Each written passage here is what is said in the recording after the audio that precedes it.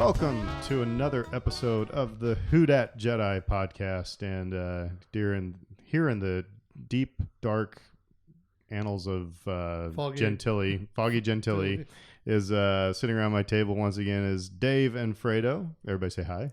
Hello. Hi. Yeah, so big news for today in New Orleans land is Jazz Fest lineup came out.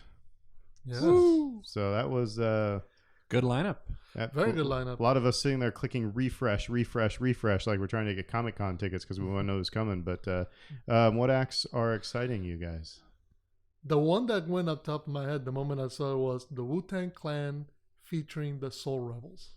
Because this says something when you can mash hip-hop with jazz, brass bands. I mean, that should be an exciting, fun show. Right on. Dave, what anything hit you? Brandy Carlisle right away because I was actually scoping out tickets for her a few weeks back, and I'm like, ooh, those are a little pricey. And so Jazz Fest makes it, yeah, right on. So that's a happy coincidence. And I've never seen the Foo Fighters. After all these years, I've still never seen them, so they're kind of on the bucket list too. So that's exciting.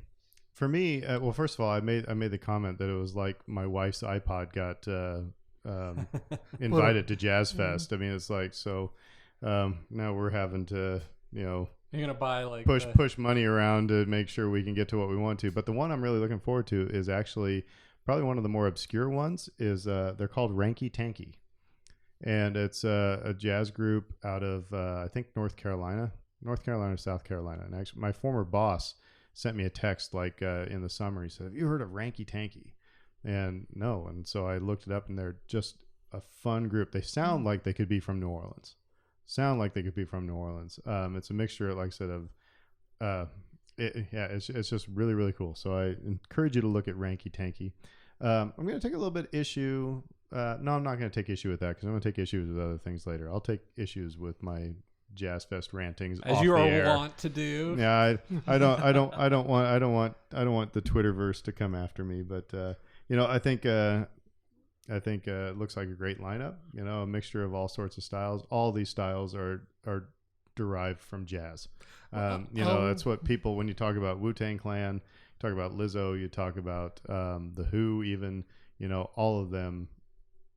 All that music comes from jazz. Jazz, if you know jazz history, it morphs into and takes twists and turns to all these styles of music. We would not have, Wu-Tang Clan if it was not for, by John Coltrane right. or stuff like that. No, I think the one of the interesting and good things that they've done is they give you an eclectic mix of both headlines. Yeah, the Who and Foo Fighters and Lizzo, they're going to be what draw people in. Those right. Saturdays and even those Fridays are going to be packed. They're going to be packed full of people.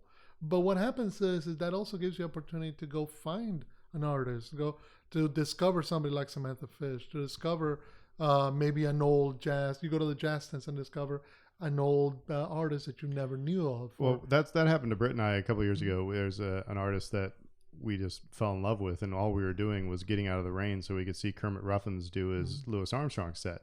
Now, my last thing I'll say about, and this is not a Jazz Fest podcast, but it is a NOLA-based thing, which we'll talk about in an upcoming episode later. That will have a NOLA Mardi Gras link to it.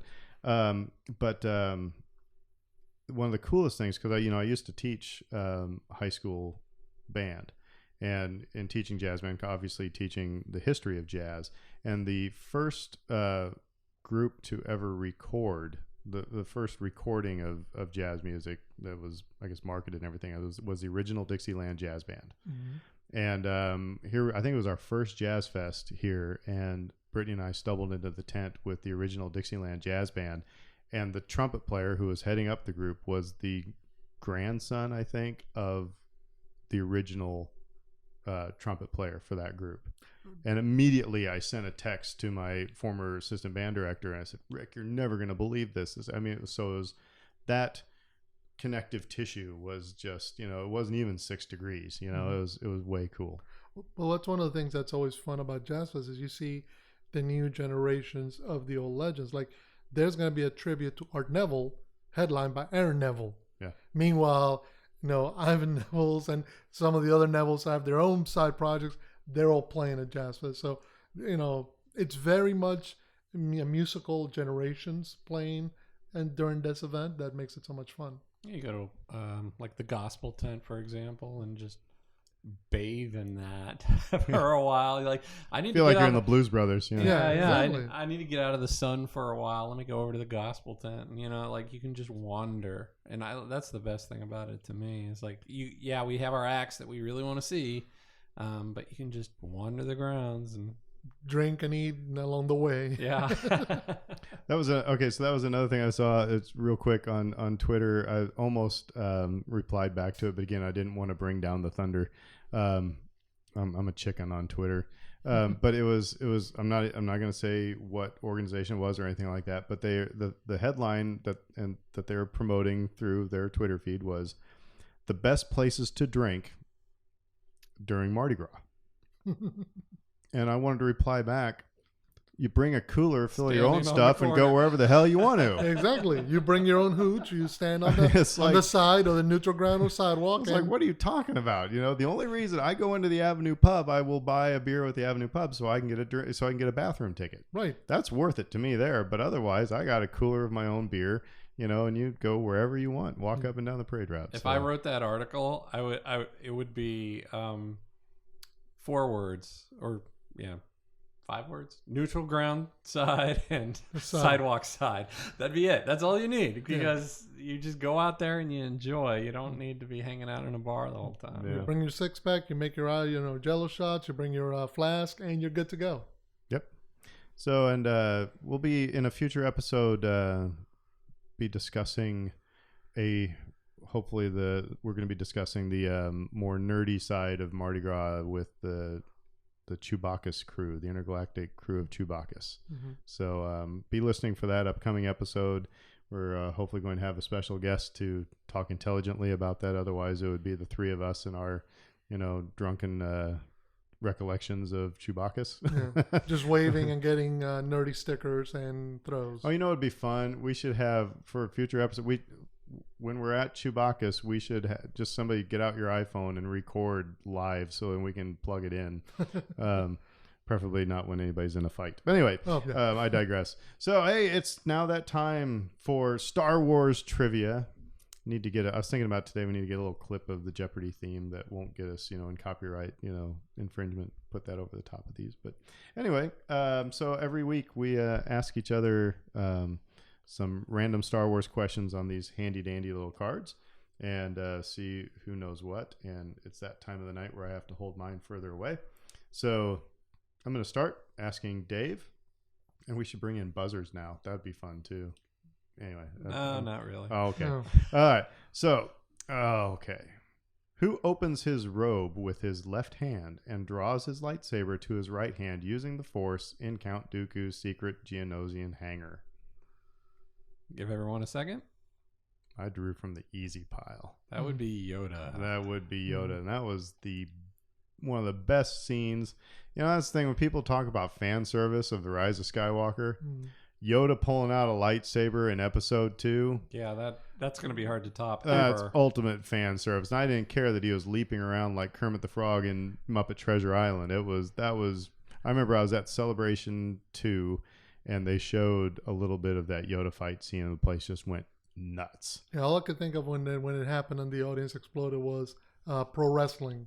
When some famous popular wrestler comes on, everybody just starts losing their mind. Yeah. That's pretty much on that level. I can't believe they showed that because, to me, I went in completely blind. And when that happened, I was like, dear Lord, this is amazing. How was it to draw the lightsaber by the Force? I mean, that was... And then, of course, to have the wherewithal at the end of that whole scene for him to use the Force to grab the cane and he starts hobbling off again. That was a really nice touch. Mm-hmm. And actually, when I got my first big screen TV, I queued up Attack of the Clones to that point. I wanted to see the Yoda fight scene on a big screen TV, and I was just so happy. So anyway, all right, Dave, ask a question of Fredo. Yes. So who lost the Millennium Falcon in a friendly game of Sabacc? Okay, we'll give everybody a minute, but we know that it wasn't that friendly. because they were both trying to cheat, which was always a fun aspect of Solo. That was Lando Calrissian. Correct. Was Han cheating by trying to keep Lando from cheating? No. I think it was the first time they played, he was cheating, but Lando cheated better. Second time, I think did Han? No, I don't think Han cheated. Did he not? I just thought he was just cocky. I'm gonna have to watch that again to see I if know. he was cheating. I know that the second one he Lando wasn't. had that card. He grabbed the card from him to prevent him from using it. We know Lando was trying to cheat, but I don't think Han was cheating. I think he pulled out that card that Lando had put in his thing and swapped this out. By the way, interesting thing. This was not on our subject. I'll just throw this out. Quick reactions. Because the Star Wars Underworld, again, a podcast that I listen to all the time. It's a fun podcast to listen to. They tweeted out I can't remember what their source was, but apparently, episode 3, original concept was to have an orphaned Han Solo who was pretty much adopted by Chewbacca there on Kashyyyk to help the Jedi fight off the clones and everything, or fight off the the droids and everything. Right. It's an interesting concept. I remember hearing about that back when it was, because there was a concept of, wait a minute, you're getting to the point where Luke and Leia are going to be born. Han is a few years older, so we should be able to see kid Han, so to speak. That was like 10-year-old Han. Yeah, exactly. 10-year-old Han. And part of me was like, okay, that's interesting. But then part of me would was have been like, totally unnecessary. It would have been totally... It's fan service. The life debt was originally the original story, right? In like the EU, the original EU. So I'm glad they went back to that and we got to see that unfold in Solo. I thought that was really cool. What if, and we gotta get Fredo to ask me his question, but what if, and this kind of is a little leads into what our discussion for tonight is going to be, because I thought about that life debt, and it's like, so Kylo Ren kills Han Solo, and so Chewie, if he did have that life debt with Han at that point, that was still kind of in the lore. Then what if Chewie would have sacrificed himself to save Han's son in The Last Jedi? How would have people reacted to that, to pay back that life debt by saving his son? I don't know. I mean, like he was so angry with the moment he shot him with a bowcaster. That was an awesome moment. Right. Speaking of awesome moments, because that was everybody's reaction. It's like, yeah, shoot him. But anyway, it would have been kind of a interesting, noble end to Chewbacca, but I would have still freaked out if, I mean, you can't kill Chewie. And I think it all depends on the execution. A lot of this stuff comes down to how you make it, how you explain it, how you manage it. Because if it's just the way you describe it, some people might have been taken aback and said, you can't have Chewbacca sacrifice himself for the guy who killed Han Solo. That's not the way it works, even if it's his kid. Yeah. So again, it's all an execution. A lot of this comes down to how you make it. So yeah, we're going to be talking about what ifs tonight. So we are. that's Spoiler. anyway. All right, so before we go, what ifs, Aaron? Who does Luke Skywalker address as Exalted One? All right. Well, we'll let people think about it, and I'm looking at his ugly mug right now. Sitting in his sail barge, and that would be Jabba/Pizza the Hut. That would be Pizza the Hut, correct? Yeah. Old Spaceballs reference. For Yes. Pizza will tell on for you. So cool. Well, that was our trivia and a little bit of just kind of bantering back and forth. But I want to talk about some Mandalorian stuff here real quick, because some tidbits have dropped. And just to get kind of everybody's take around here, first of all, there was a story that was going around that there were going to be characters from the Skywalker saga that were going to be in season 2 of The Mandalorian. And so immediately I remember, I think we were at Trivia, Fredo. I think we were talking about this on Tuesday. And a lot of people were going straight for, it's gonna be Han, or it's gonna be, I thought one that kind of made, if you're gonna go big names, it's like probably Luke, because the Mandalorian's gonna have to find the Jedi, basically, is what the armorer, said you Yep. needed to do to get baby Yoda back to his own kind. But, there's ways you can do that by, if you want to do the de-aging thing that they did with Sam Jackson and stuff like that, you could do that with Mark Hamill and, because he's at that point still. Boba Fett would make sense. There's a lot, but I think, and then I got into a little conversation on Twitter about, because somebody said, they should just do, they should just do a movie with no related characters from any of the movies ever. And but I'm always thinking, it's like, so what if it makes sense that there is a connection? It's one thing to drop in young Han Solo or a different Han Solo just because he's alive at the same time. But if it makes sense within the story, why not have some of these people we're going to talk about here in a second? There has to be that connective tissue, because it's a big galaxy, but it's it's still Star Wars. It's kind of makes sense, and it makes people feel at ease. So we talked about who might it be? Boba Fett does make sense. Who else makes sense? I mean, well, we know kind of who they're going with, but Luke made the most sense from the standpoint of, if you need to seek out Jedi, well, there's only one Jedi in the galaxy at that point, so. Which then leads me to think, if you're a Rebels fan, would this be the time where they could do a live action Ahsoka? Possibly. I mean, if she fits into the story, but that's always the big if, right? Yeah, does it make sense?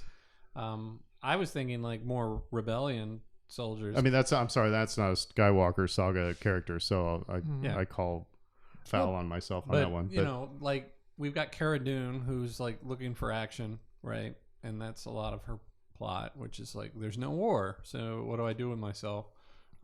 You could explore that angle with a lot of different characters who were involved in the conflict. So as we're thinking about this, it was, all of a sudden then I sent you guys the tweet, because somebody tweeted at the actress, and I'm going to probably totally kill her name, but Genevieve O'Reilly.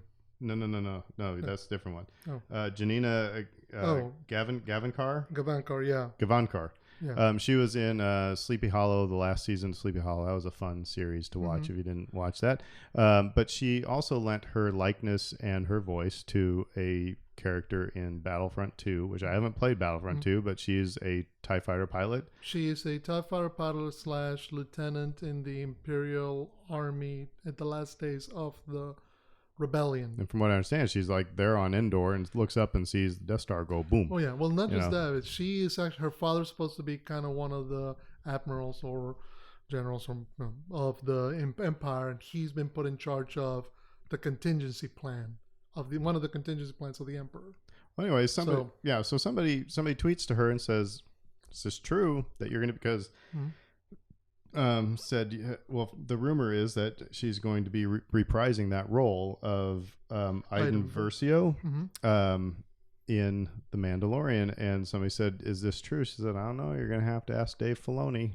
It's well, why do you do that? That's a yes. Anyway, I found this tweet that has this. It looks like a poster of all the people who are going to be in, a lot of people who are going to be in The Mandalorian. One is, like you said, Genevieve O'Reilly, Mon Mothma. She played Mon Mothma in Episode 3 and in Rogue One. And it makes sense because she's Chancellor of the New Republic at this time. It's her third decade with this character. It's interesting. Yeah. For a character that was just in for a few seconds. She might actually end up looking exactly like the original Mon Mothma. Might have aged enough. But I mean, that one makes sense because, it's the New Republic is kind of an element. And again, that's not over the top fan service, throwing in, Dr. Evazan and Ponda Baba in, in Rogue One. Or Bosk. Well, he's in this. He's apparently Bosk might be in, the second season of The Mandalorian. But even something like that, his character makes sense. He's a bounty hunter. The Mandalorian is a bounty hunter. Yeah, of course, we've already seen, the Bosk species, the Trandosians, in the first couple episodes. So, that's when I go, do you need Bosk per se, unless you're going to have what you said, Dave, Boba Fett.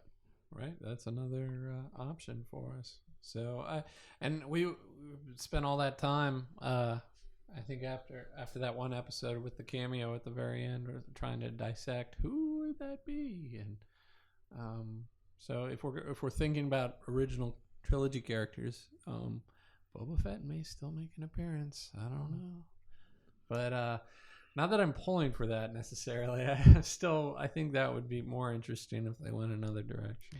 And you're gonna, so you lay that little tidbit out there of Skywalker saga characters, and again everybody goes immediately to the big leads, and it's like, well, these are those characters again that don't have much screen time, really. I mean, Mon Mothma does in Rebels and in Rogue One, but I mean, again, it makes sense, and it's not like just throwing it in to make people happy. I think it's kind of cool. Well, and it's a way to expand those character stories. I mean, we've spent plenty of time with Han, with Luke, with Leia, with Chewie, R2, 3PO.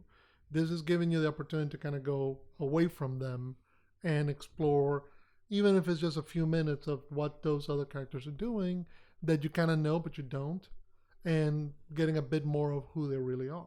And Mon Mothma really makes the imagination swirl, because you think about like what context would a bounty hunter have to encounter like the ruler of the galaxy essentially. And but if you're gonna have to find where the Jedi are, you're probably going to have to make I'm guessing we're gonna see Coruscant.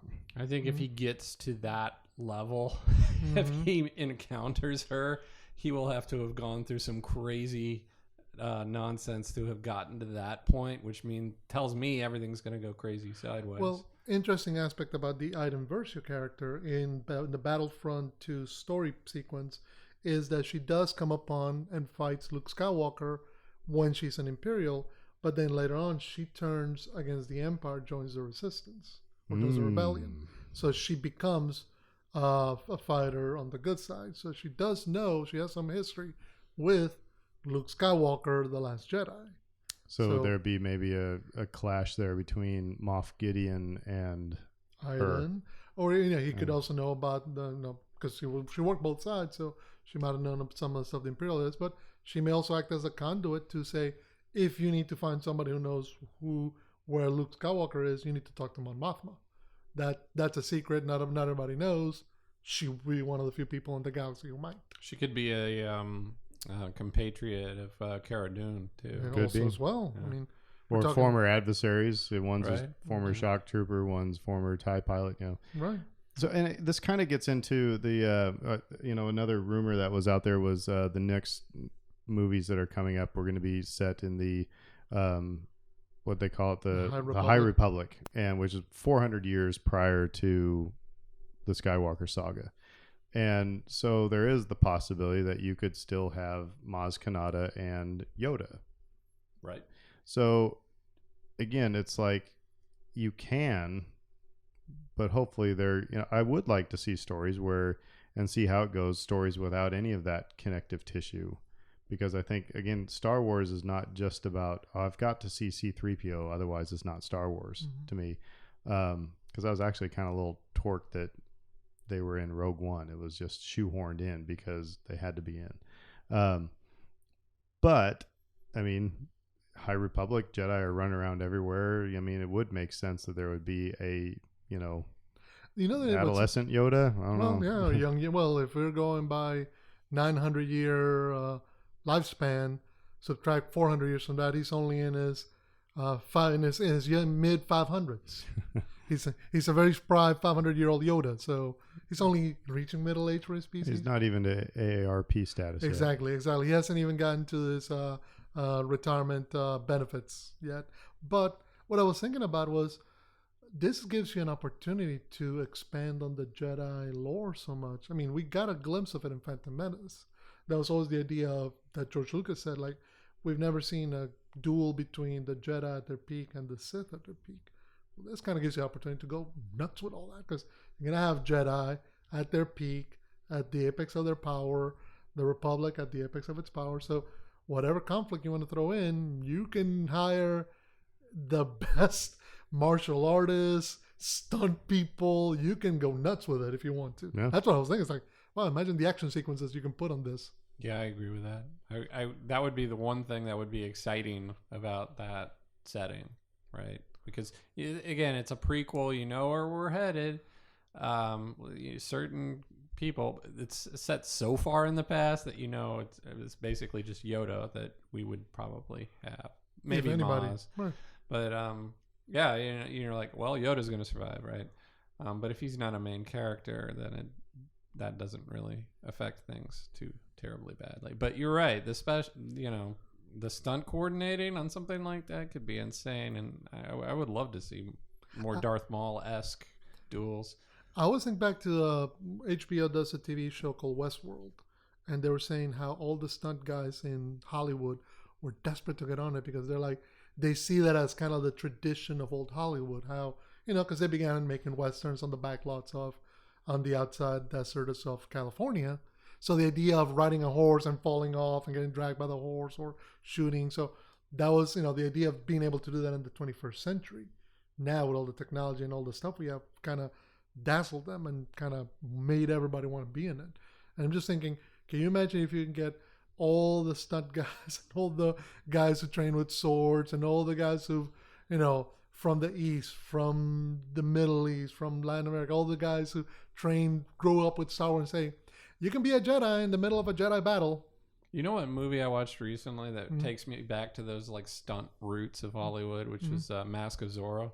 Oh, yes. That movie is just so good for that kind of thing. You want to watch people, just jumping off horses and jumping onto horses and flipping. And just don't hold your lightsaber like a baseball bat. Exactly. Go more the Count Dooku kind of dueling fencing master kind of thing. Yeah, bring the fencing into it too. Just get the stunt coordinator from Mask of Zorro involved, and I think it would be awesome. But yeah, like I said, I think it would be okay. Again, it's 400 years prior. Does Yoda have to be in it? No. So I hope that if they do, that it's, again, not just like, shoehorned in just to make people go, hey, Yoda, but makes sense with or the same thing with Maz Kanata. Speaking of Baby Yoda, from adolescent Yoda to Baby Yoda, flipping through my Apple News and an article came up a couple weeks ago. Is from inverse.com, and the title was Mandalorian Season 2 Theory Links Baby Yoda to a Dark Side Icon. And I was like, ooh, okay, I want to read this.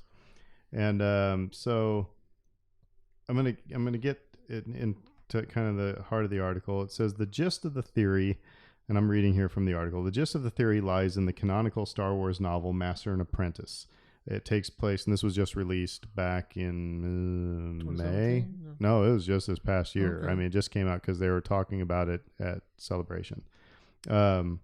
So anyway, the gist of the theory lies in the canonical Star Wars novel Master and Apprentice. It takes place before The Phantom Menace and follows the adventures of Jedi Master Qui-Gon Jinn and Obi-Wan Kenobi, expanding upon the prophecy of the Chosen One.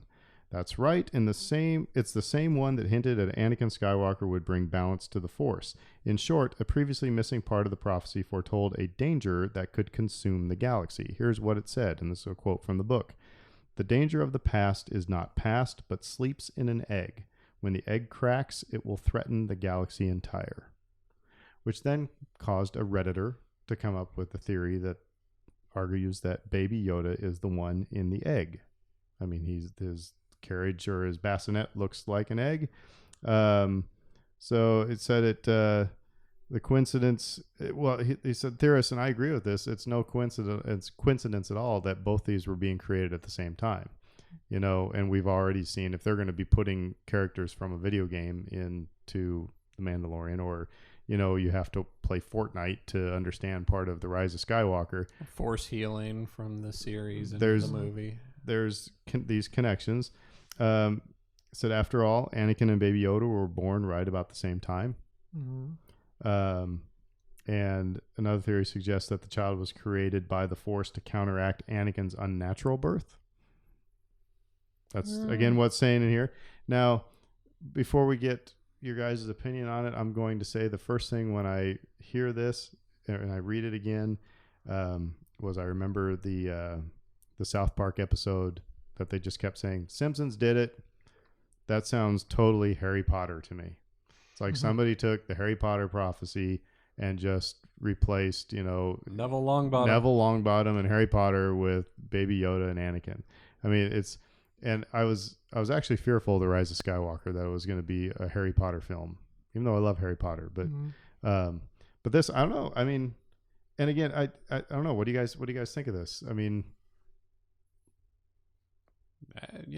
as fan theories go, it's not the worst one I've ever heard. It's kind of a fun one. So they're also assuming that it's going to be evil. I mean, that's the bent on this, that it's evil. But if you think about it, so the danger of the past is not past, but sleeps in an egg. When the egg cracks, it will threaten the galaxy entire. Well, I mean, that just means threaten the status quo. Right. That doesn't mean that Baby Yoda is going to shoot force lightning, which would probably be friggin' awesome if that ever happened. But anyway. Yeah. I was going to say, if you look at the history of the galaxy, though, there's no reason to necessarily interpret things that way because of Anakin Skywalker's character, for example, because you can read that as him failing to fulfill the prophecy. You can read that as him eventually fulfilling the prophecy. You can read that as being the prophecy wasn't even about him, or the prophecy's bunk. You can read it a lot of different ways. So, just hearing that's the theory that it could be Baby Yoda. I agree with you 100%. That doesn't necessarily mean that he turns bad or something. And I was just thinking, just from the standpoint of where we expect the story to go and the time length. I mean, we've already established that Baby Yoda's race is long-lived but slow in gestating. He's a 50-year-old toddler. So we're don't expecting him next season to open up and he's a teenager all of a sudden. We're not expecting an upsurge in hormones that's going to make him all of a sudden start talking like a wise teenager. McClunky there, and, being all moody and shooting force lightning and choking sand people and whatnot. Hair growing in funny places. Exactly. And doing all the stuff that teenage Anakin was doing with his force powers. I am Groot. Exactly. That's where we're headed, right? Yeah. Well, that's just it. We're not expecting that he's going to have a massive, we're expecting we're still going to get Baby Yoda. What interests me about the theory is more along the lines of, it doesn't indicate that what's inside the egg is the threat. It says when the egg cracks, it threatens the galaxy. There you go. It could very well be that he's a prize that everybody's going to fight over. And then that way, threaten the galaxy. Creates conflict. It's kind of like the apple of discord from Greek myth. It's the apple itself is just a golden apple. Everybody wanting it is what creates the discord, the fight. I doubt we're going to get that big and bold with things. But to play devil's advocate, it is Dave Filoni. Yeah, it's Dave Filoni. You have this creature of basically unparalleled power, potentially. Mm-hmm. I mean, you get Luke out there and Leia eventually, this. I mean, on-tap power that he doesn't even know what he's doing, doesn't know how to use. I mean, it never strikes me, even when he was choking Cara Dune, it didn't strike me as him being evil. It struck me as him being protective. That would be a really fun way for them to go in season 2, is to establish just how much deep doo-doo the Mandalorian is in with this, because I don't think he understands at all. Well, and that's the thing I was just kind of getting at, is that in my own brain here as we were talking is, the Jedi that's part of Star Wars. Sorry, folks. I mean, that's just, I mean, as much as you want a movie that has nothing to do with the Force or the Jedi, I'm sorry, that's one of those things that's part of Star Wars.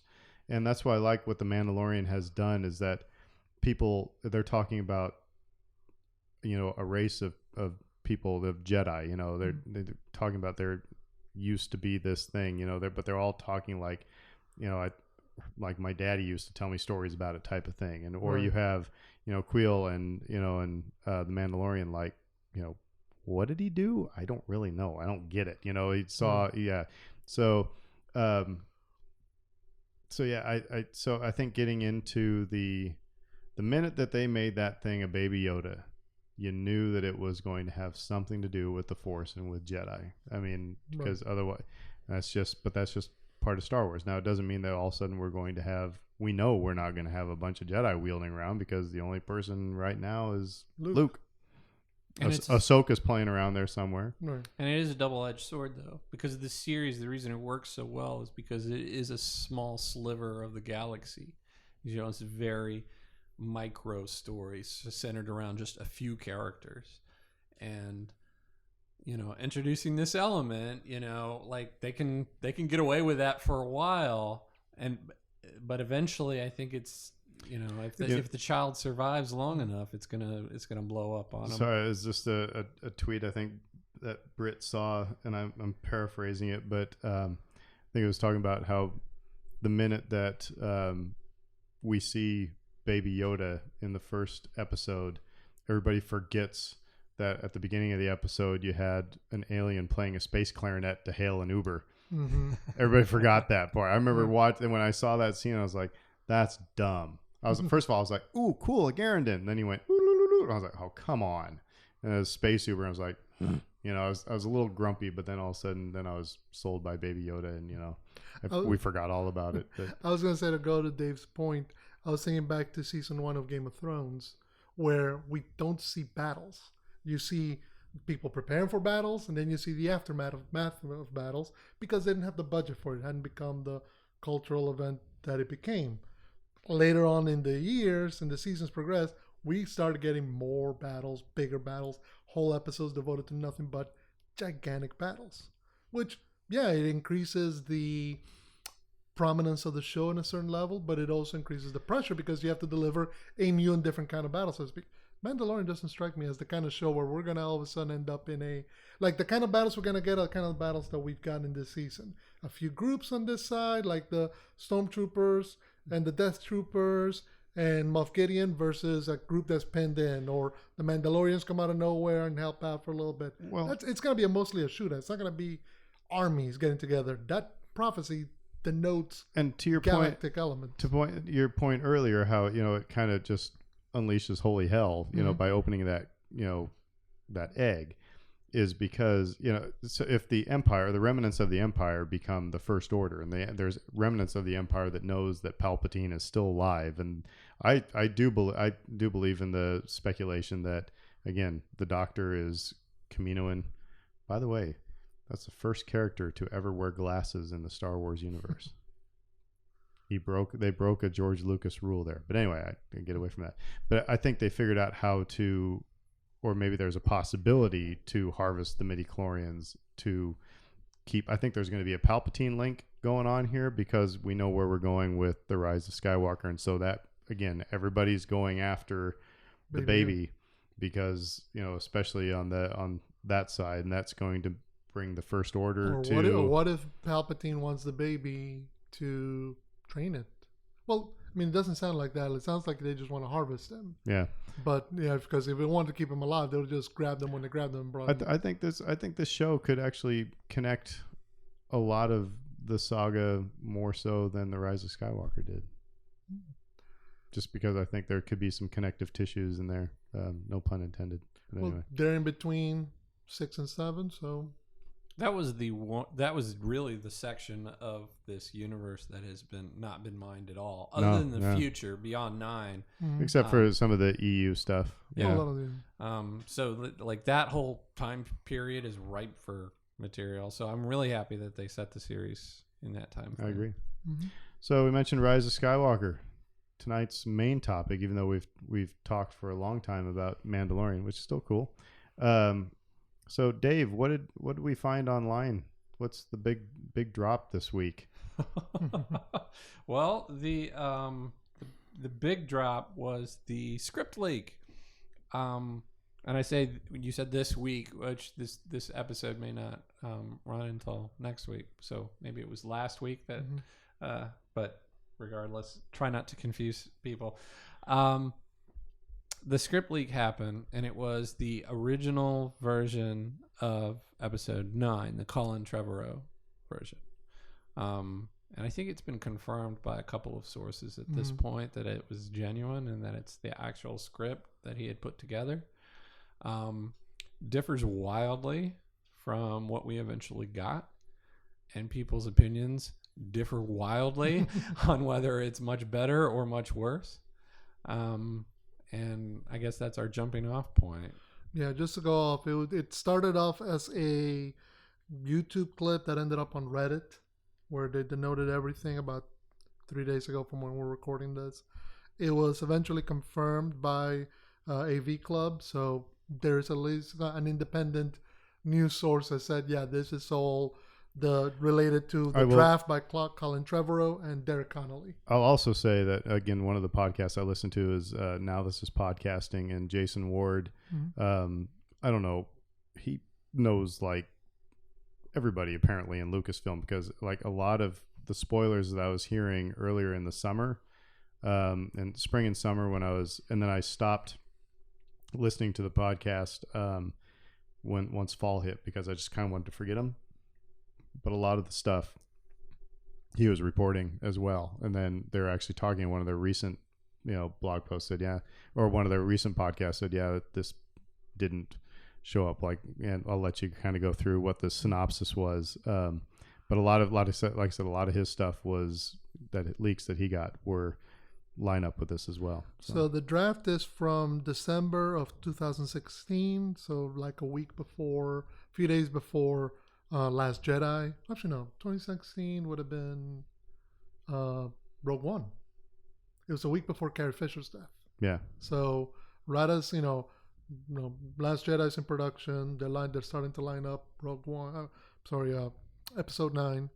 The title of the movie is Duel of the Fates. Which that's a little too on the nose. I mean, well, it's the name of the music, the theme of episode Phantom Menace. So yeah. The Duel of the Fates. So they're trying to. I guess I'll just. And it may have just been kind of a working title as well, but anyway, that's what they had down there. Mm-hmm. Yep. Yeah, that's what I mean. And you imagine that's as a title, that's got to go through Lucasfilms. It's got to go through Disney. People will have to approve of it because everything's gonna end up on T-shirts and boxes and everything. So. Sure. So I don't know, Dave. You want me to start off and then or. Well, I mean, we don't need to probably hit every point, right. But maybe just hit the big points, and then we can all kind of react to what we like or what we don't like about it. So, kind of the first big point is the crawl is completely different. It denotes a galaxy that's just about under control of the First Order. Kylo Ren has shut off communication from the entire galaxy, and he's disappeared, disappeared away from the First Order, and grown a beard, and he's looking for something. Meanwhile, Leia is leading the resistance, and she's trying to find a way to free the galaxy. So the movie begins on a kind of a mission at a shipyard where BB-8 and Rose are trying to infiltrate where they build the Star Destroyers. And Rose was apparently a much bigger character. Much bigger, much more involved. And there's Rey, and there's Finn, and there's Poe, and basically their plan goes wrong. They're trying to sabotage the shipyard, but they steal a Star Destroyer. Should have been an interesting kind of opening. I mean, we got an opening in Rise of Skywalker where they're getting the data information regarding the spy, but that's not what this is. Instead of it being a chase, it's a whole action sequence where, it's a heist and it goes wrong, and then they somehow manage to get away with a whole Star Destroyer. Then you get the Knights of Ren showing up, and you actually get more of the Knights of Ren. Yeah, more of the Knights of Ren, but more personality about it. They're far more. They're not just hunting; they're actually characters, so to speak. Let's see. Coruscant has been occupied by the First Order. General Hux is now Chancellor Hux, so he's not a spy, and he's actually the guy in charge. Kylo Ren does start in Mustafar, so interesting. They both start in the same place. He's alone except for a Darth Maul droid and Spider droid. A droid that's half humanoid, half multi-legged, which if you saw a still from Rise of Skywalker, a cutscene, seems to have been kept. That was one of the things that now that this is podcasting leaked, and it was an Oracle, which was like a mechanical spider with a baby's head. Mm-hmm. And I remember being in my car going, what the McClunky is this? What? Because all I could see was Toy Story. The little what's the name? Erector set. Head on a spider thing. That's all I could see, and I was like, seriously. I'm like, and this guy, like I said, for the longest time I thought, okay, Jason Ward has to be just making this stuff up just to mess with people, because if you listen to his podcast, it's you can tell it's part of his personality is just likes messing with people, but he never gives misinformation. He gives what he hears, and I was like, this can't be true. And then I was going into the Rise of Skywalker. That was the one thing I was like, please don't let there be a spider baby Oracle thing. Please don't. And I was like, oh, thank God there isn't. But then there was a few images that kind of leaked out showing that the scenes in Mustafar that were actually filmed for Rise of Skywalker did seem to include an image similar to that. I will say that in the synopsis, if you find it online, a lot of the beats that were in the Rise of Skywalker are in this, just different players. So, for example, Mustafar, Kylo Ren is looking for a Sith holocron. And when he finds it, it's actually Palpatine in a hologram in the holocron telling Vader, if I die, you take Luke to this planet where my master exists. So again, Sith Lord out in the fringes of the unknown regions, bring the Last Jedi to them. And then when the holocron realizes that it's not Darth Vader holding the itself, but Kylo Ren, but somebody else, it explodes on his face, hurting him. Which that would have been cool. Thinking about, wow, the Emperor's, teacher. But then it's like, that would have just thrown all of us net nerds into a tizzy because, well, I thought Darth Plagueis was, Palpatine's master. And, there's all this, you can't, the rule of two and everything like that. And it also kind of takes some of the mojo out of Palpatine of being the biggest baddie in the galaxy if there's somebody even bigger worse. World. There's always a bigger fish, I suppose they say, But what's interesting also is that while he's doing all this, the one being that's with him is Luke. Yeah. As a Force ghost. Yeah, that's the best part of this whole thing to me is that Luke is haunting him during this whole thing and just pestering the cranky old Luke. Yeah. Imagine cranky old Luke from Last Jedi just following you forever. Yeah. Just talking crap about you. I just love that idea. I thought that was something that they could have done in the version we got, but they didn't. Yeah. And then, of course, and it's actually he's both appearing to both Kylo and to Rey. Because Rey is having to fight off that connection that still exists between her and Kylo Ren. And there's a line in there that Rey says, I think, to either Leia or Luke, and she is voicing me, because balance? Yeah, about balance. It's like, how do you? A gazillion Jedi versus 2 Sith. How do you say that the Force is in balance? Or if if you're all good and don't have any bad, how is that balanced? That's why after Force Awakens, when her lightsaber battle where she was using some of the dark side because she was ticked. She wasn't fighting out of honor. She was she was getting her power from being ticked at this guy. Right. And I like the idea of that what people have talked about, the gray Jedi, and maybe that's where the Jedi, what was out of balance was that the Jedi were too good. Mm-hmm. They're, too, noble, too pure. Too altruistic. It's kind of like, look at our politics right now. Or look at religion. Should priests marry?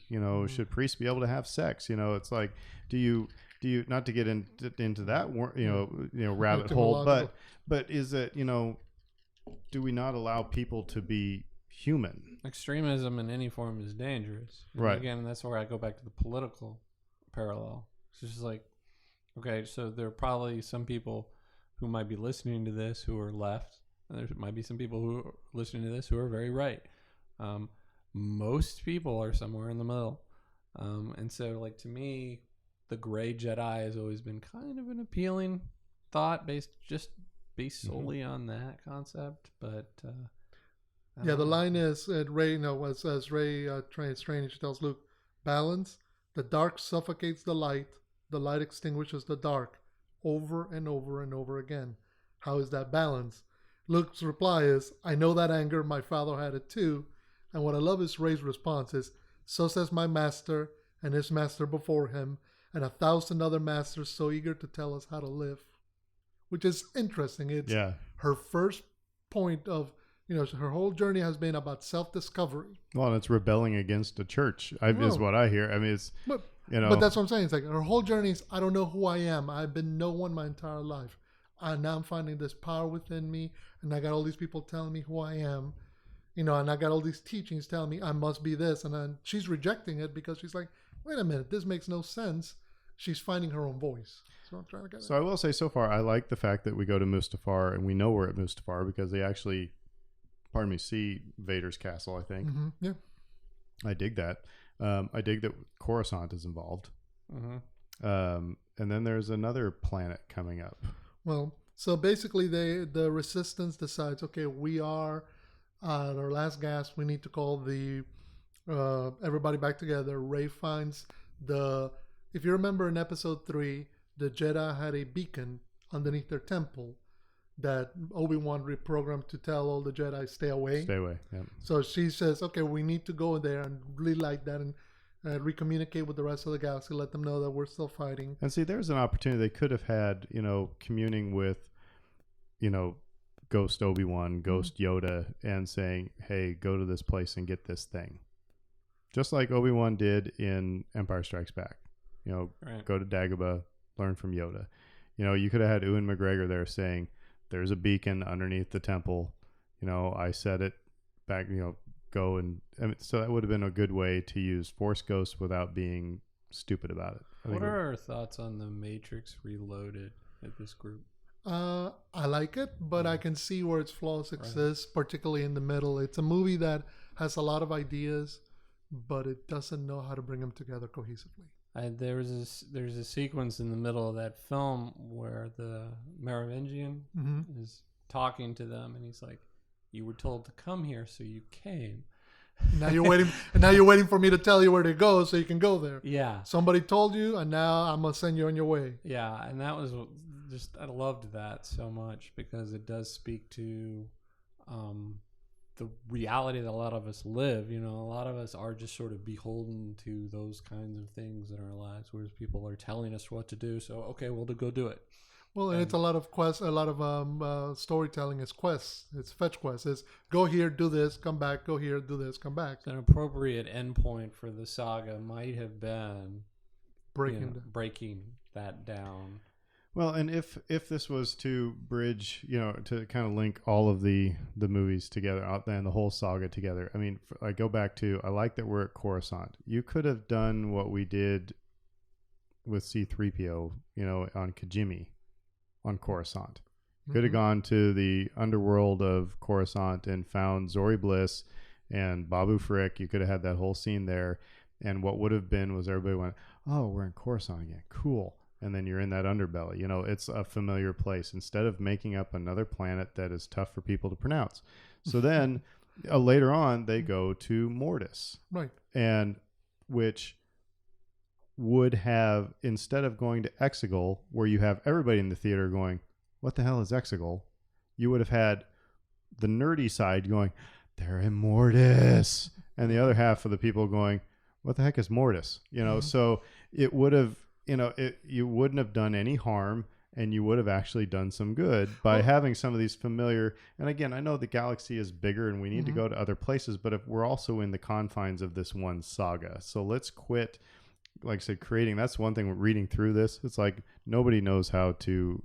I just cannot stand Star Wars planet names. Mm-hmm. But I was thinking, just from the standpoint of going back to Coruscant, because who amongst that group has been in service to a Republic senator?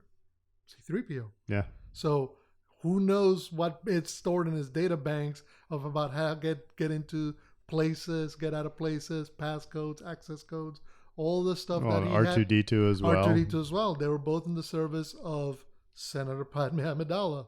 So if you want to have a way to get them out of any harm or how to get them into a place they can't get into, you can say, well, these two were in service for years. By the way, they can do this. R2-D2 is the biggest loophole in this entire 9-movie saga. You realize that? Mm-hmm. Yeah, he gets out of it. He never has his memory wiped, and he knows everything, and he's probably the best spy that you could ever have because he's not leaking a thing. He could have said, could have told people everything they need to know, but he just kind of kept it to himself. So anyway, but keep on going. Sorry. So then they split the cast in two, our heroes in two. Team A is Rose, Finn, R2, and 3PO, and they're going to go to Coruscant, like this Jedi beacon, to inform the planets. Okay, so this is like Lord of the Rings when they light all the fires. Right. Okay. And then Team B is Rey, Poe, and Chewie, and they go into a planet to help Rey figure out what she needs to do. And I hear that Chewbacca pilots an X-wing. Yes, that's later on in the final battle. I want to see Chewie with his knees up by his shoulders, like he's sitting in coach in a Southwest, or sitting in coach in a Spirit United Airline flight. Yeah. My wife would make a crack about me driving a Honda Civic when we first met because I'm 6'4", and she's when we first met, she saw me like fold myself out of this tiny car. So yeah, just get rid of the front seat, sit in the back seat, and use the pedals. Okay. All right, so when the team infiltrates Jedi Temple, lights a signal, we have a Bosk cameo. Apparently he gets a signal. That'd be nice. Like, hey, there's Bosk. Meanwhile, the team of Rey, Poe, and Chewie are being pursued by the Knights of Ren, and they reach this planet called Bonaden. Okay. Kylo reaches his Palpatine's master, an alien of unknown origin, 7,000 years old, spindly, intense sinewy muscle, looks Lovecraftian, and begins to train with him. There's an ode to the Empire cave scene where Kylo fights Vader, and the fight's supposed to be brutal, and Kylo loses. So I'm like, okay, inverse, again, rhyming, but inverse. Poe takes Rey to a seer who can pull information out of her memory. That's the C-3PO, scene from Rise of Skywalker. Yeah, go ahead. Yeah, they pull a star chart out of her with visions of Kylo. She defeats the Knights of Ren, and then eventually Rey and Kylo get to Mortis. And Leia asks the Lando to organize the smugglers to fight. They end up fighting Finn, R2, and 3PO lead an uprising in Coruscant against the First Order. Leia brings her forces to Coruscant, so it ends up in a massive space ground battle over Coruscant, similar to Jedi and Revenge of the Sith. That's where Chewie flies an X-Wing. Rey and Kylo battle in Mortis, and that's where it's revealed that Kylo Ren killed Rey's parents at the behest of Snoke. Mm-hmm. Towards the end, Luke, Obi-Wan, Yoda all appear as Force ghosts to save Ben, but they're unsuccessful. Ben is, and I quote, extinguished. So it's just Kylo Ren now. He has given himself wholly to the dark. So in the end, Resistance win, First Orders lose. Han Solo did appear in the script and confronts Kylo at some point. Yeah, actually, there's some other tidbits I heard from. Now this is podcasting. Some of the leaks was, so Luke brings Han. That Han was more of a Force ghost, if you will, but Luke brings Han from the beyond to talk to Kylo Ren, which that would have made everybody kind of go, I like how they handled that in the Rise of Skywalker, that it was, Han wasn't a Force ghost, but he was a manifestation of the Force. It wasn't just a memory. It wasn't just, again, it's that line from, Harry Potter. It said, of course it's in your head. That doesn't mean it's not real, when he's talking to Dumbledore. We did get a Harry Potter movie. There you go. I think it's important because in that moment, I mean, we all, as we grow up, we all have strong memories of our parents, whether they're with us or not. And so sometimes you'll think, what would my dad say of this in this moment? And you can picture him present and going like, I can't believe I trained such an idiot to be doing that kind of thing, or encouraging you, whatever it may be. So the idea that in that moment, what he looks back on is the memory of his dad, and that memory is not chiding him. It's not looking down upon him, but it's being supportive. It's pulling that light out of him because that never went away. So the moment played fine for me. Oh yeah, I like I said, I dug it. But like I said, I think if Luke would have said, and here's your dad. It would have been kind of weird. There's also Luke ushers Leia into the beyond when she dies.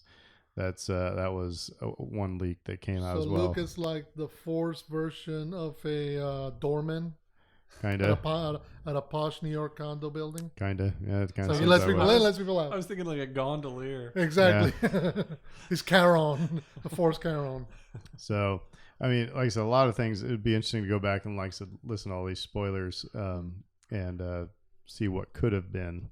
I think what's interesting is a lot of it is similar but not the same. Right. The tone starts much darker than I think even Rise of Skywalker started. It starts on with the galaxy completely in darkness. The First Order is taken over. People are being kept down, and it's not sort of implied. It's shown life sucks. So I will say this. Like I said, I already said I like some of those beats. Like I said, where they're on Coruscant and they go to Mortis. That was I think that would have, like I said, made things a little bit, if they would have used those planets in place of Kijimi and Exegol, I think it would have, linked things together. With Kef Bir, they should have just gone to Endor for crying out loud. But anyway. Or just even call it the ocean moon of Endor. And by the way, let me stop and say, I liked Rise of Skywalker. I enjoyed it. Mm-hmm. But here's my bigger point, is that the worst question you can ask at like 7 p.m. on December 25th to your kids or your nephews or what have you, nieces, nephews, whatever, is, did you get everything you wanted? The question you should ask is, did you have a Merry Christmas? Yeah, I had a Merry Christmas. It was great. If you say, did you get everything you wanted? No, this was on my list. Or even, heck, asking a 47-year-old, did you get everything you wanted? Well, no, I really wanted X, Y, or Z. I put that on my list and I didn't get it. So what this is doing is everybody's, I'm seeing people respond to this and going, that would have been a much better movie. Oh, that would have been better. This would have been better. That would have been better. Oh yeah, that's a much better movie. It's like, why don't you rejoice in the fact that you had a Merry Christmas and that you got a Star Wars movie? And everything we do, every meal we make, everything we do, something could have been better. But, it that bothers me. It's kind of like there's a YouTube series that I've seen. It's really kind of interesting. If you've never watched them, it's like how episode 1 should have ended, how episode 2 should have ended, how episode 3 should have ended. And so somebody goes through and basically rewrites episode 1, 2, and 3 because, again, it was some 40-year-old who was ticked off because the prequels weren't his Star Wars. Mm-hmm. And it's like, and so they rewrite it, and then you get people in your camp saying, yeah, that would have been a better Star Wars. It's like, you know what? J.J. Abrams did not sit down and say, how can I just piss off half the world? McClunky. How am I going to... Lucasfilm is not sitting around saying, how do we make a bad Star Wars film? They're not doing that. George Lucas with the prequels did not say, how do I make all these, people who are now in their 30s really angry and ruin Star Wars for them? That's not happening. And especially with the prequels, that's George Lucas who wrote that. If you don't like it, take it up with him. And if you think you can do better, then make your own stupid movie. So that's when you get all, and I have nothing against people writing fan fiction, but it's like, I'm sorry, it's a little arrogant. It's like me going to the museum and seeing a Van Gogh and say, I could do that better. And then go do my own painting and say, here, everybody on the internet, isn't mine much better? And then I get people behind me. There's a complicated relationship between artist, art, and audience. Mm-hmm. And this is something that we haven't really discussed on this show, and maybe at some point we will, but it's like, where at some point does the art belong to everybody? Well, and it's also like the old joke, how many trumpet players it takes to screw in a light bulb? How many? 5. 1 to screw it in and 4 to say how much better they could have done than everybody else. Well, so anyway, keep on going, Dave. Yeah, no, that's how that goes. And I personally, I think fanfic has its place. I think it's cool. I think shipping has its place. It's cool. Do what you want. Embrace your version of Star Wars, and that's fine. But I guess where the people sitting around this table begin to have issue is when you say you could do it better. Well, and the arrogance that comes in from that kind of a statement. This is trash. I could do better. This is even worse, because if this is actually, I mean, who leaked this? If this is the actual thing, if this is the actual, outline, if this is Colin Trevorrow's deal, and he saw the Rise of Skywalker and said, well, that was crap. Let's just drop this thing on the internet and let people hear, Redditor, whatever. Fuzzy Ewok 64, let's just drop this in your inbox, then that's even crappier. I mean, that's even worse than, to me, because it's like, I don't know. What I was gonna say that's like the drummer who was fired from a band and then re-recording all the tracks with his drum tracks that he would have done. It's like, dude, you got fired. You mean like Pete Bass going like, I could have been a better drummer than Ringo? Right. It's you got fired. You got paid for what you did. Collect your money and go on your business. But so I think this is a little bit worse than somebody writing fan fiction. But anyway, keep going. Yeah, I was gonna say, what did I say earlier? Told you I was gonna get fired up. Yeah, no. Yeah. He did. He had warned us about this before we started recording, so fair warning to us. Now, what did I say earlier in the episode? It comes down to execution. What's interesting and frustrating and difficult to accept about this outline is that it's an outline. It exists in your head. You can picture it managing any number of ways. The Rise of Skywalker, for all its qualities and all its flaws, is a completed work that you can go see and experience time and again. So, for good or ill, it is what it is. It's kind of like, and kind of make an example regarding football. They always say the best thing you can be is a draft pick, because all you are is potential. The moment you put on the shoulder pads, you put on the uniform, and you start producing or not producing, potential's out the window. Now you're a commodity that can be quantified. So here's my question. The original trilogy is all about redemption. Mm-hmm. The prequel trilogy is all about the fall. Mm-hmm. Mm-hmm. What is the arc of this sequel trilogy? I have ideas, and I know that. Please go with it. Go. I mean, because that's the thing that I'm confused about. I don't think that there is a clear, like I said, this might be a whole episode, to be honest. They tried to pitch it as an awakening, but I mean, it's like I said, if you have the first one, 1, 2, and 3 is fall, 4, 5, and 6 is redemption. 7, 8, and I think 7, 8, and 9 are legacy. That's why this is where I'm at. Go ahead, Dave. I'm with you 100% on this, because you mentioned this, I don't know, last episode or 2 episodes ago.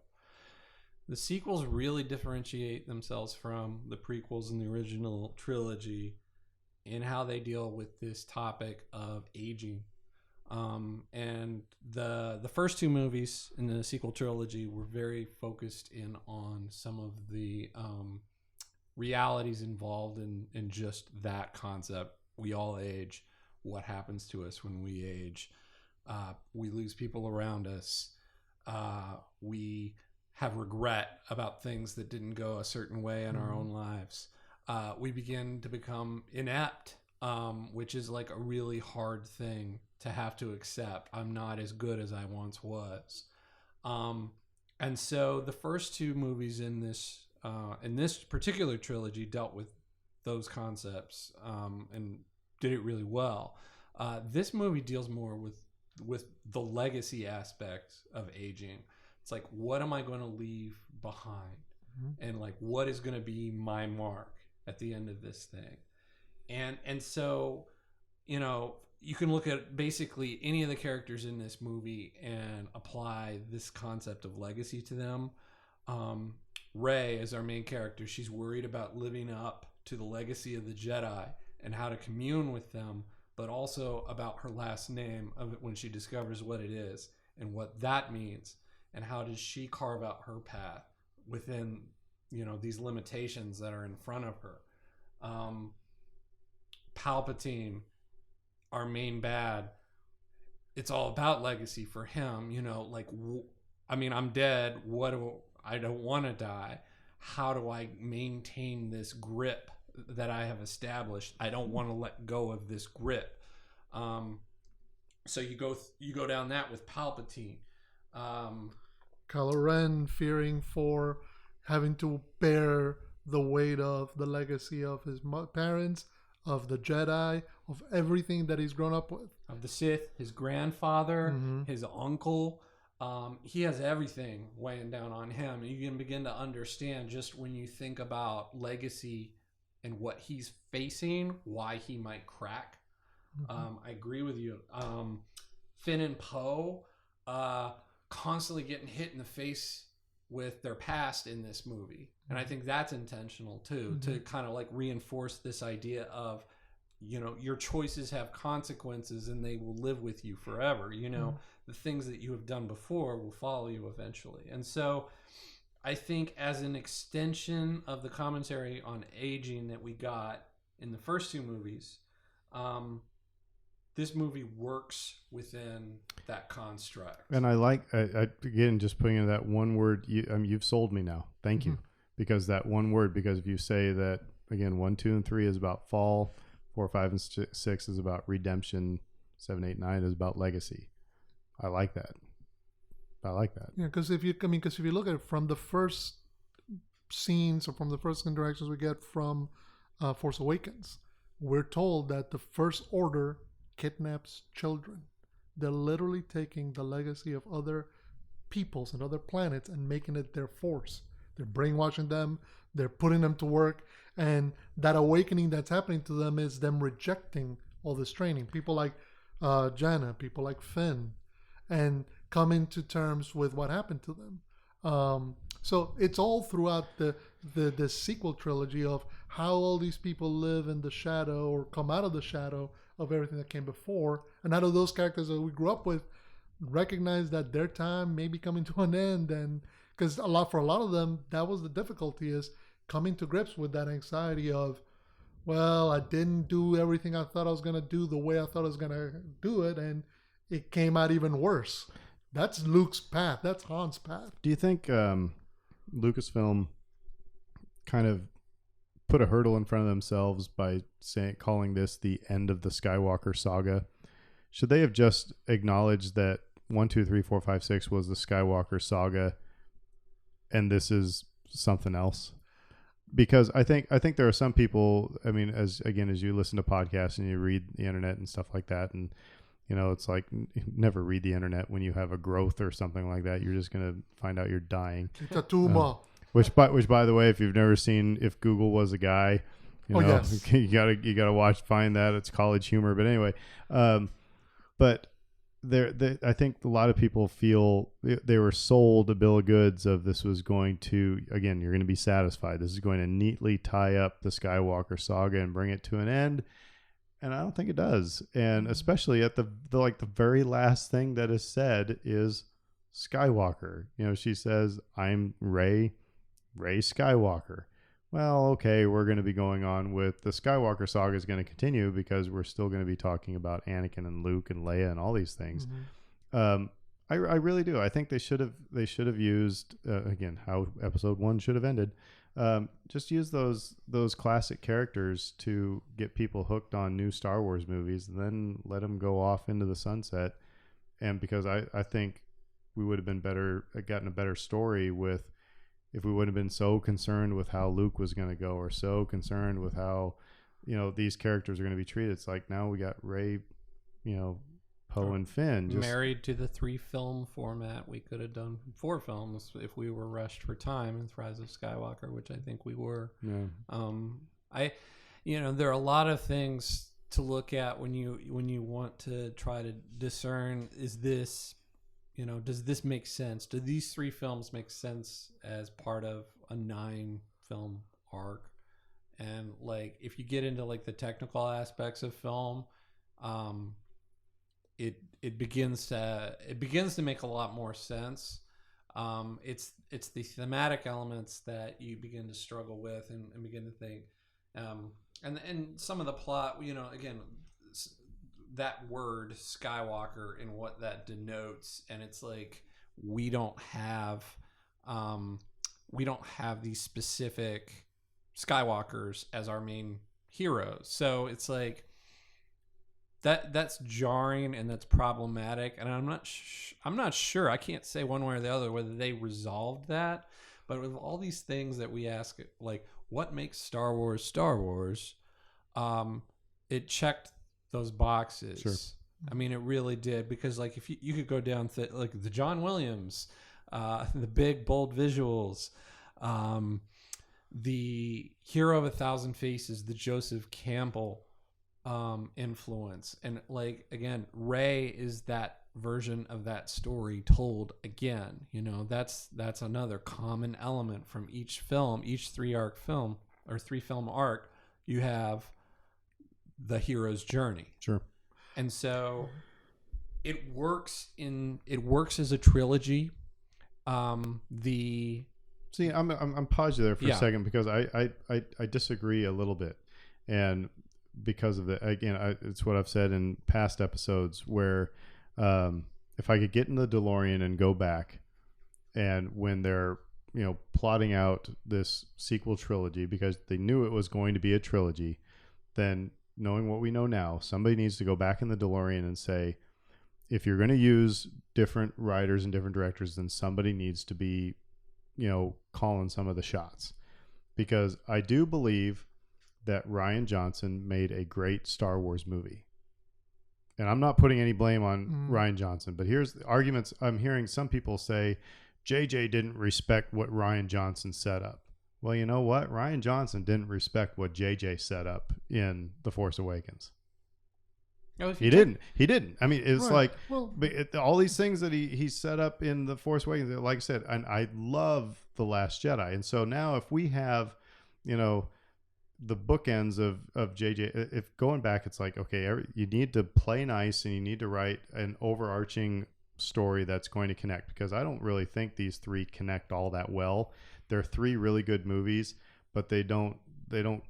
It's a trilogy, right? It's not there. Struggle. So it's almost like I'm sorry, The Last Jedi is the odd man out. It's like, keep that as a Star Wars story type of thing. It's a great movie, but go ahead. No, I was just gonna say, what's interesting is, of the three movies, you can make a case that The Last Jedi is both the best individual movie of the three, but also the one that doesn't connect with the others. And it doesn't, because 7 and 9 are made by a different creator with a different vision.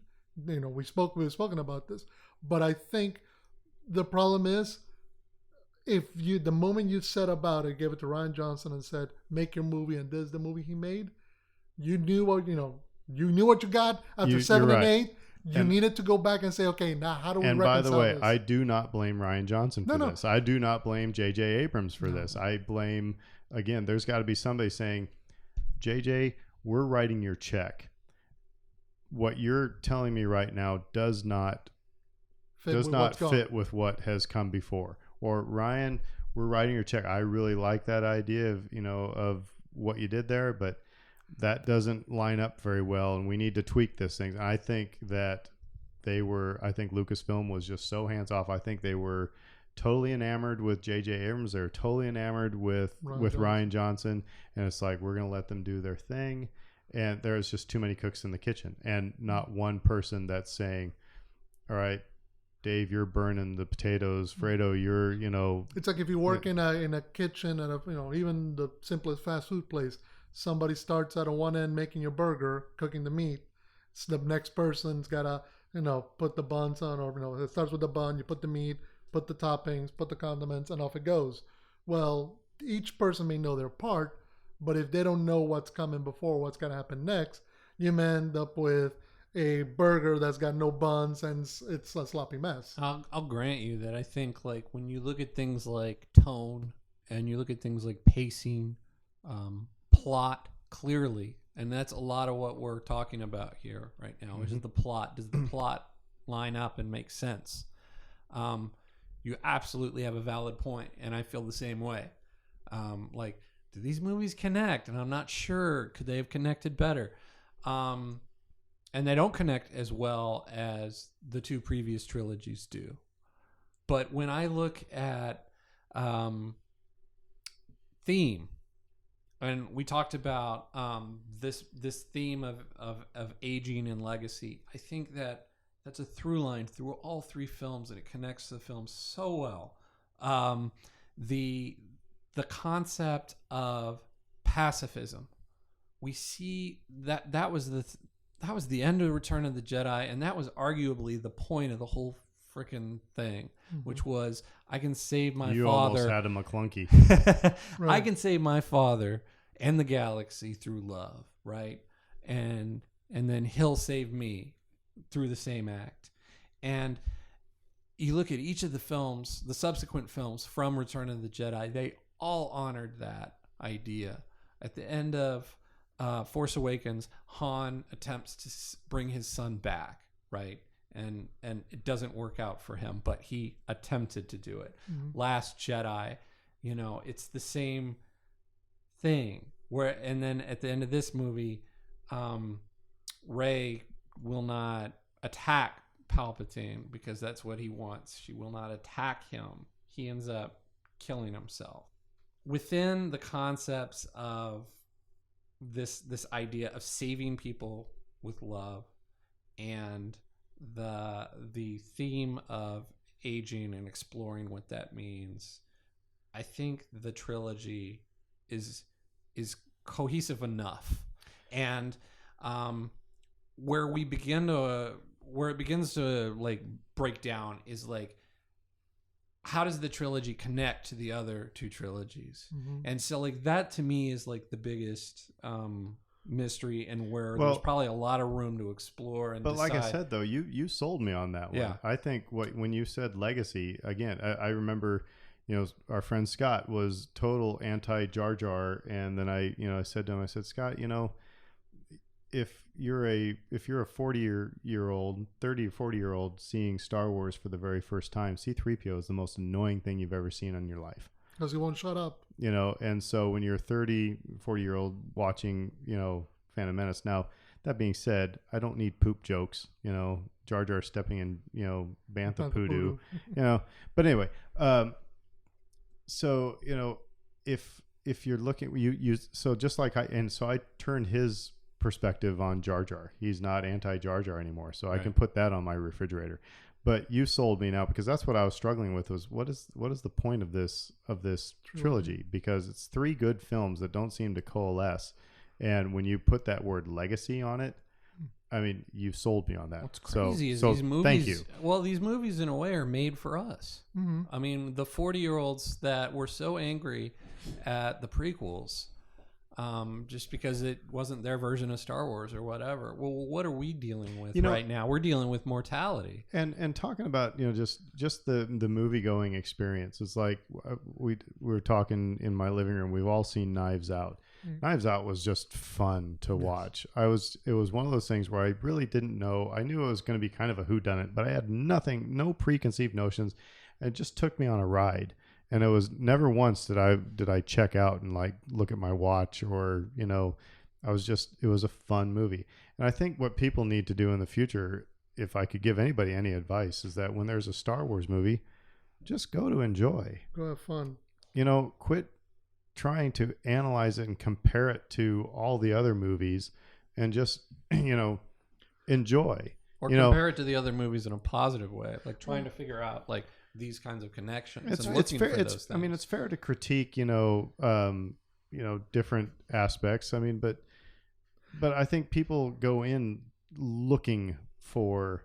It's like when I would go in observe teachers, and to give them feedback on how they teach. I never went in looking for things to pick on. I didn't ask them about, what are you going to be teaching? I just wanted to come in like I was one of their students and just sit down and experience. And a lot of times what we talked about, what was good, and say, these are the things you need to keep doing. That was awesome. and if there was stuff that, we didn't like, it's like, well, what'd you think about that? And we had a conversation about it. But I never went in with, I'm going to nail Dave on A, B, and C because I know he's doing these things. And these are the things I'm going to tell him to fix. That would have made me a horrible coach, So I think people go into Star Wars movies going, all right, I'm going to pick on all these dang things. No, I was going to say, and maybe that is the one benefit that comes from calling this the end of the Skywalker saga. I mean, it's a button. It's the dot at the end of the line. I mean, we're talking just right now. Today, it came out that Lucas and Disney are approaching Taika Waititi to direct a Star Wars movie, and we know we're gonna get more Star Wars movies down the line. Whether they are attached in some tangential way to the movies that came before or not, maybe the best thing that could happen now is we're able to say, okay, there's your 9-movie epic myth saga. These other movies, we're just going to go have fun. We're going to get Taika Waititi to do a fun Star Wars movie. You want to get a Quentin Tarantino crime caper Star Wars movie? We can hire them to make one. Marvel did it. Marvel did it. That's my fear with where we're going with Star Wars is that it's going to become that Marvel formula. Well, but that's my point. My point is Marvel's formula is we'll make individual movies, but there'll be kind of a through line that connects them all. You don't need to. If you want to make a trilogy of movies, you can hire Rian Johnson again and say, make us 3 good Star Wars movies. Set them wherever, do whatever you want with them, free reign. They are not in any way attached to what came before. You don't have to, the only thing we say is don't set them in the middle of this and let them go to town. However, after I say Marvel did it, Marvel's been very successful doing it. Exactly. So been very good at But it's doing. that idea of you no longer have to feel like, okay, how does this tie to Darth Vader? How does this tie to Princess Leia? Yeah. How does this tie to Luke Skywalker? It doesn't have to. I read an interesting comment on Star Wars recently that they compared it to like a precious gem, which is like something to be treasured and something that doesn't come along every day. And then like that was the argument in essence of fear films and just do them right, do them well, and hire good people to tell really good stories with really good characters. And I'm down for that approach. I think the Marvel approach is scary for some people because it's like churn, 3 or 4 movies a year, and it just keeps coming and coming, and you never feel like you're caught up, and you begin to worry about quality dipping. We're already arguing, Star Wars fans amongst ourselves, that the quality has dipped. So it's like, whether it has or it hasn't, there's a perception out there that it has. So maybe now is the time to slow down and try to do it really, really well. And I think the other thing people need to keep in perspective, I don't know if we said this on the podcast. I know I mentioned it. I think we talked about it in passing. Episode 4, if you put that at any other time, like if you put episode 4 in 1986, it's a crap movie. It bombs. It bombs. The reason why episode 4 had the impact that it did was because of the visual effects and the musical score. Quite honestly, those things turned people on their heads and they went, oh my good Lord. And if you watch a band and if they hit you with that opening number and you're like, I am in, then you're going to listen to all the rest of that set. Right. Now there's no, we're at a plateau really in movie making. We haven't had really a technological moment since Jurassic Park, really. When you saw dinosaurs, we're like, oh crap, everything's changing now, right? Mm-hmm. That's why that movie made people go, oh my God. So we're at kind of a plateau, I think, just in movie making. I mean, yeah, the technology is getting better, but we haven't seen holy crud moments, right? And so I think that's why people also are let down with Star Wars, because it's not new, from a visual or even, from a visual effect. I'll give you an example. I was just reading an article the other day, today actually, about 2001, Stanley Kubrick's movie, and how he set out to make the one good science fiction movie, because if you look at most science fiction movies from the 50s, there were cardboard costumes, ray guns, bad. So it was B movie stuff, which was fun, but he didn't think it was good. It could be better. So he set out to make the one good science fiction movie. And he makes 2001 and he puts it out on the movie screens. And people are walking out of the theater perturbed, disappointed, mad at it. When the Stargate sequence happens, they're just walking out and he's like, oh God, I just created the biggest disaster in my career. The critics are lambasting it. But what happens? It comes out at a moment when the counterculture of the late 60s, early 70s picks up on it. They go, wow, we've never seen anything like this. This is a movie where it's 140 minutes and only 42 of them have speaking lines. The rest is just in silence and classical music. And it ends in this trippy, out of nowhere science fiction sequence. So it finds an audience amongst young people in 1968 or 67, 68 when it comes out that was tired of what come before and wanted something new. Same thing happens in Star Wars. Star Wars comes out in 1977, taking a lot of those B-movie stuff that Stanley Kubrick had rejected, but doing it in a good way, in a quality way, hiring and inventing and designing their own special effects, getting classical scores, getting thespians to play some of the roles, that kind of thing. And you come to a moment where the audience was waiting for something like that to happen, but they just didn't know it. Hits the zeitgeist. Next thing you know, 42 years, so it's going to be 43 in this May, we're here talking about it. Yeah. So sometimes it's on the moment that you hit it. Some cultural moments, whether it's music, whatever art, music, movies, whatever. If you land in the right moment, you change history. If you land a few minutes early or minutes late, you get forgotten. Well, maybe we're all talked out for this topic. For this topic, yeah. And as things get on in our head about Rise of Skywalker, and I think it'd be fun to maybe do some character dives. That might be kind of fun in the future. But we got other things coming up. I still think that because I'm not a Marvel, savant yet, and I think we might just have some things where Aaron watches a Marvel film, and you guys got to set the order that I need to watch them in, though. Okay. And then so it can be like Aaron goes to school day. But I have one last Star Wars thing for you guys. A rumor, this is not confirmed. Obviously, one of the next big Disney Plus series that's going to be coming out is the Obi-Wan series, and I'm really, like I said, I'm really kind of, guarded on this. But the rumor is Jar Jar Binks. Ahmed Best reprising the role. Don't know if Ahmed Best will be, but Jar Jar Binks in the Obi-Wan series. That Obi-Wan encounters Jar Jar. Jar Jar's got a beard. Apparently everybody has a beard now, But anyway, he's got a beard and he's kind of been living with the fact, that his decisions. Well, first of all, he kind of lost all of his friends, and he was pretty much responsible for the creation of the Galactic Empire, type of thing. But anyway, those are all speculation things. But Jar Jar Binks in the Obi-Wan series. Instant thoughts. That's fine. It'd be interesting to see. It denotes that either Jar Jar's traveling the galaxy. You are such the social worker. Oh, that's interesting. That'd be nice to see. You don't have that visceral what? Because like I said, it's execution. You do it in the right way. Everybody needs Fredo by their side when they're about ready to make bad decisions. Fredo's like, no. I help plenty of people make bad decisions all the time.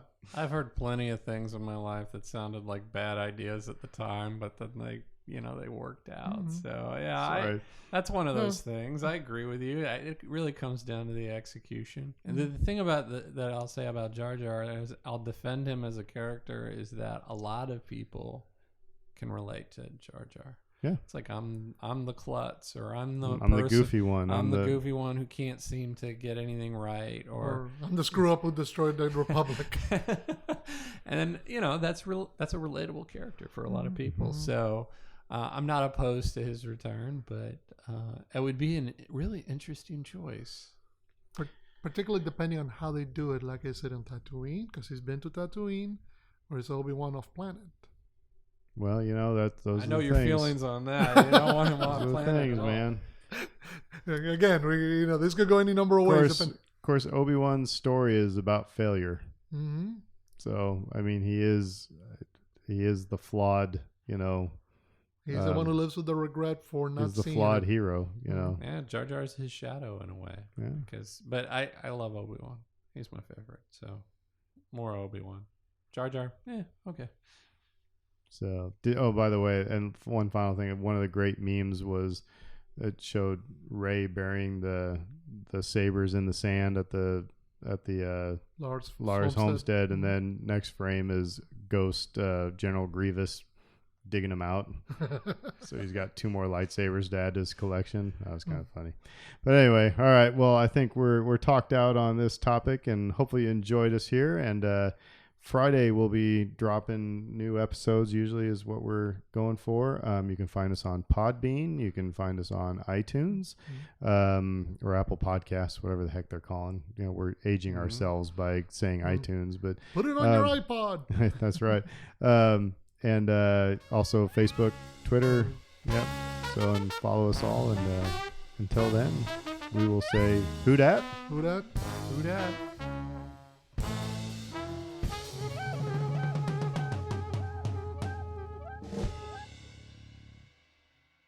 McConkey.